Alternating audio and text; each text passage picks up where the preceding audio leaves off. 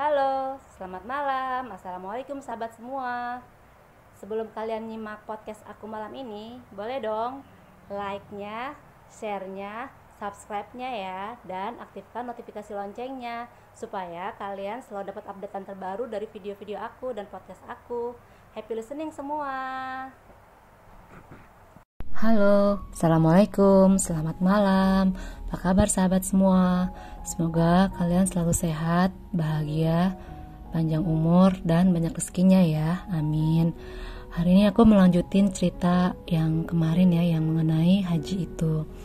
Jadi aku tuh melahirkan tahun 2016 bulan Juli, anak kedua aku. Lalu aku ngasih ASI, maksudnya pumping gitu kan. Anakku masih aku kasih ASI dan aku juga masih pumping. Padahal tahun 2017 itu aku dapat panggilan dari Depak untuk pergi haji. Berarti anakku tuh baru berumur setahunan ya. Nah, sebenarnya yang bikin galau itu bukan karena umurnya baru setahun.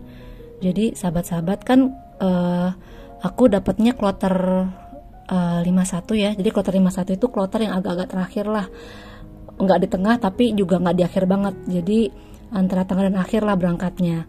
Dan mertuaku itu juga naik haji di kloter awal. Jadi mereka berangkat tuh di kloter depan lah, 10 hari di bulan haji itu ya, 10 hari tanggal 10-an lah mereka udah berangkat duluan. Jadi tiba-tiba sahabat-sahabat, anakku yang nomor 2 ini 2 minggu sebelum, pokoknya setelah mertuaku berangkat, mertuaku udah berangkat haji gitu ya, maksudnya udah berangkat duluan karena kloter awal. Nah abis itu anakku yang nomor 2 ini sakit sahabat-sahabat, entah kenapa sakit. Jadi awalnya itu sakitnya itu cuman demam doang ya kan, demam terus kasih paracetamol kan, terus lama-kelamaan dia nggak mau minum ASI. Itu kalau nggak salah ya 2 minggu aku mau berangkat, 2 minggu aku mau berangkat, dia nggak mau makan. Awalnya dia awalnya itu cuma demam ya, habis itu dia nggak mau ASI, nggak mau minum ASI sama sekali. Akhirnya aku kasih susu formula dong. Itu pertama kalinya tuh aku kasih susu formula, karena dia biasanya aku kasih ASI. Kasih susu formula masuk sih sedikit, terus makan tadinya mau, dan tadi dia mau makan terus nggak mau makan sama sekali. 3 hari 4 hari nggak ada perubahan, anakku semakin lemas kan. Itu udah 4 hari 5 hari lah dia nggak mau minum, makannya dikit banget. Akhirnya aku bawa ke rumah sakit.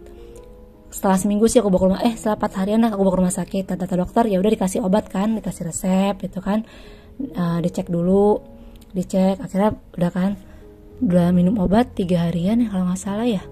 3 harian berarti kan tuh udah berapa hari tuh, 4 hari udah seminggu ya. Aku balik lagi dari ke-8 ke rumah sakit lagi, ke dokter yang sama. Akhirnya disuruh cek infeksi segala macem, takutnya ada infeksi apa gitu kan, karena aku juga nggak tahu, tiba-tiba anakku lemes dan akhirnya anakku tuh diare. Coba sahabat-sahabat, anakku tuh diare nggak banyak sih, cuman lumayan mengkhawatirkan karena tuh kan dia udah jarang makan, jarang minum kan. Terus akhirnya dokter memutuskan, kalau nggak salah tuh hari Selasa ya aku ke dokter ya kan, aku tuh harusnya berangkat ke Pondok Gedenya tuh hari Minggu.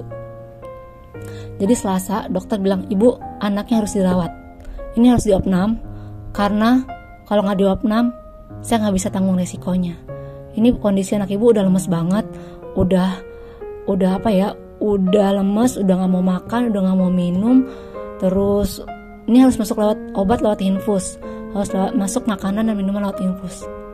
Terus aku bilang sama dokter, dok, saya hari Minggu saya dapat panggilan haji dok, saya hari Minggu harus berangkat ke Pondok Gede, gimana ya dok? Terus dokter bilang, itu terserah pilihan ibu, tapi saat ini kondisi anak ibu sudah mengkhawatirkan, harusnya ibu anaknya dirawat dengan kondisi seperti ini. Oh gitu ya dok. Aku bingung kan pada saat itu. Ya udah dok, saya minta resep obatnya dulu. Nanti kalau memang saya akan berdiskusi dulu dengan suami apa yang harus saya lakukan gitu. Tapi sementara boleh nggak saya minta resep obatnya dulu dok? Nanti kalau memang kami memutuskan untuk dirawat ya saya nanti tidak berangkat haji, aku bilang gitu kan. Ya udah, akhirnya resepin, aku pulang ke rumah. Dalam perjalanan pulang ke rumah, aku jujur aku nangis, aku galau gitu. Anakku lagi sakit keras dan nyawa taruhannya. Di satu sisi aku juga harus berangkat haji. Aku juga pengen berangkat haji. Karena berangkat haji tuh undangan dari Allah, dan apalagi kita tinggal di Indonesia yang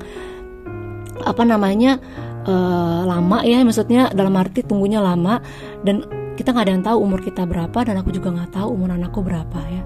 Pada saat itu aku tanya ke suami, kata suami Bismillah aja gitu, Bismillah berangkat. Tapi kan satu sisi keibuan aku kan, anakku tergeletak lemas gitu kan ya. Akhirnya aku pulang, aku masih ke kantor tuh, masih ngurusin surat cuti segala macem. Hari Kamis itu aku masih ke kantor.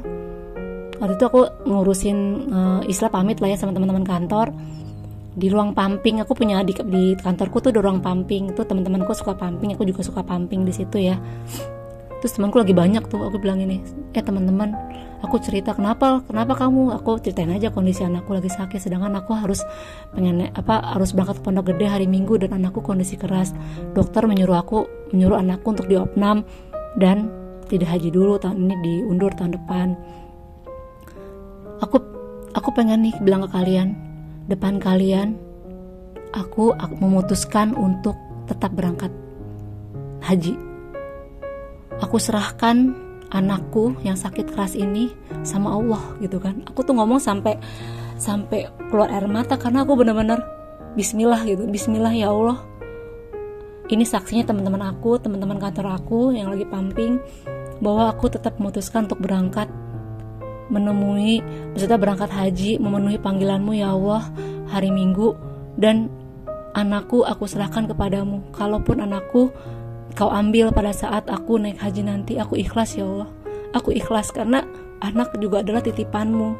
Anak adalah milikmu ya Allah, bukan milikku. Dan aku juga ingin memenuhi panggilanmu ya Allah. Semoga ada hikmah di balik ini semua. Terus temanku tuh temanku sih nggak ada komen apa-apa, cuman sabar ya gitu kan.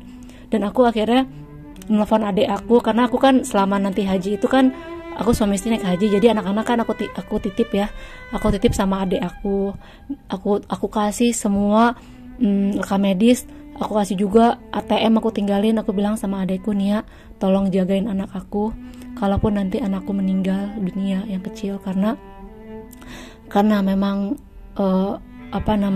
kondisi kesehatan makin melemah.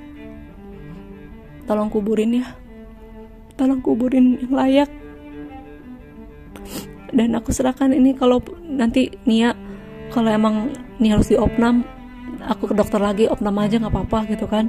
Sementara aku biar aku sama anakku di rumah gitu, ngerawat anakku di rumah sampai aku berangkat haji ke Pondok Gede. Nanti kalau emang kondisi makin memburuk, Nia tolong bawa ke rumah sakit opnam, dan kalaupun nanti Allah mengambil anakku yang nomor 2, aku ikhlas insya Allah. Yang penting kuburin dengan layak gitu kan. Aku bilang sama adekku. Ya udah, aku akhirnya selama hari Jumat tuh aku packing ya. Kamis Jumat itu aku packing buat naik haji, packing buat diri aku sendiri, packing buat suami aku. Nanti ada podcastnya sendiri ya, apa sih yang aku bawa pada saat aku packing itu. Nanti aku bikin podcast sendiri. Ini cuman biar lebih enak gitu ya. Aku packing sambil nangis dong sahabat-sahabat. Anakku tuh yang nomor 2 tadi bilang, Mama jangan pergi mah, dia bilang gitu kan. Dia belum bisa ngomong lancar, cuman dia bilang jangan pergi. Dia tuh sampai nangis ngeliat aku packing, dan aku tuh juga packing baju tuh sampai berurai air mata, karena berat banget gitu kan. Nah terus abis itu udah packing, akhirnya aku tuh tidur sebelum melukin anakku itu ya, karena aku merasa kita merasa akan pergi jauh gitu, entah kemana gitu antara aku sama anakku belum ada perbaikan sih, masih tetap susah makan, susah minum, tapi lumayan aja masih ada yang masuk ke dalam mulut gitu kan, dan ada obat antibiotik juga. Tau gak sahabat-sahabat, setelah akhirnya aku berangkat hari Minggu aku pesan, aku berangkat ke Pondok Gede.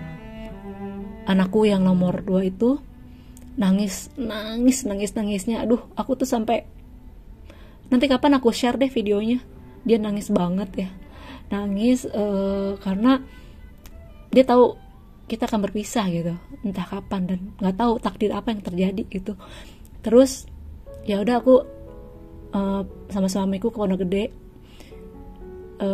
Anakku langsung dihandle sama adik aku, sama mbak aku yang kecil. Kalau yang gede sih insya Allah udah gede, jadi udah ngerti. Terus aku sambil nangis ya, habis sampai tempat tour and travel, udah ada bis yang menuju Pondok Gede. Aku ketemuin bapak aku. Terus satu hal ini benar-benar ya, ada satu keajaiban. Jadi ketika aku sampai di hotel di Mekah itu, kan aku berangkat hari Minggu ya, sampai sana kalau nggak salah hari Selasa ya, pada Senin ya, Selasa ya, sampai sana. Tahu nggak, aku dapat video call dari adekku, bilang gini, dia manggil aku kan Teti ya, Teti katanya, kenapa?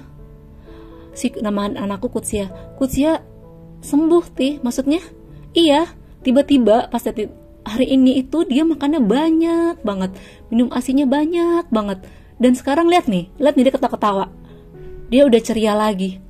Allahu Akbar. Tau gak sih, aku tuh langsung sujud syukur anakku tuh sembuh tanpa harus diopnam.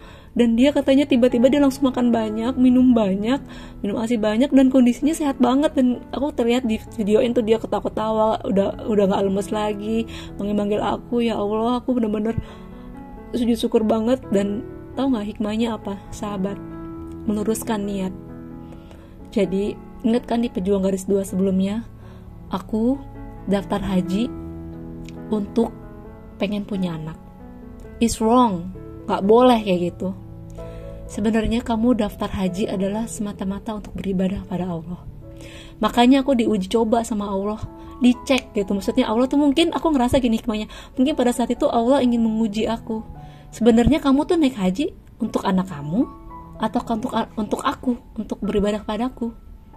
Dan ketika jadi kayak menguji aku gitu, bisa jadi sahabat ya, aku berpikir gini, bisa jadi kalau misalnya aku tetap nggak berangkat haji mengurus anakku, bisa jadi tahun depan juga terjadi hal yang sama. Jadi pada saat aku berangkat, anakku sakit lagi atau apapun yang terjadi sehingga aku nggak berangkat. Jadi sepertinya itu seperti Allah menguji gitu, menguji keikhlasan aku, menguji niat aku. Sebenarnya naik haji itu untuk apa?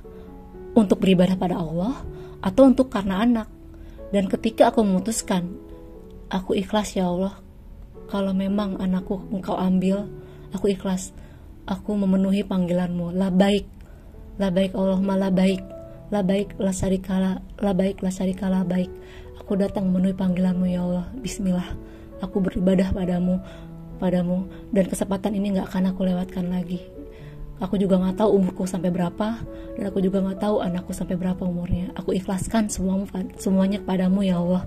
Dan mungkin pada saat itulah aku benar-benar pada saat itu aku naik haji. Pada saat itu aku naik haji bukan karena pengen punya anak lagi, atau karena ada anak, tapi karena meluruskan niat untuk beribadah padamu ya Allah. Jadi sahabat-sahabat, itu hikmah yang paling makjub gitu ya buat aku, bahwa ketika kamu naik haji, daftar haji karena satu hal, ya nanti kamu akan diuji sama tujuan kamu itu. Supaya apa? Supaya hatimu bersih. Ketika kamu naik haji, kamu niatnya karena Allah, karena beribadah padanya. Karena kan sejatinya manusia hidup di dunia adalah untuk beribadah kepada Tuhan, pada Allah. Sekian dulu podcast aku hari ini. Tolong like-nya, share-nya, komennya, dan jangan lupa di subscribe dan aktifkan notifikasi loncengnya. Nanti ada satu segmen aku akan menceritakan apa aja sih yang aku bawa ya. Gitu sahabat-sahabat semua, bye bye.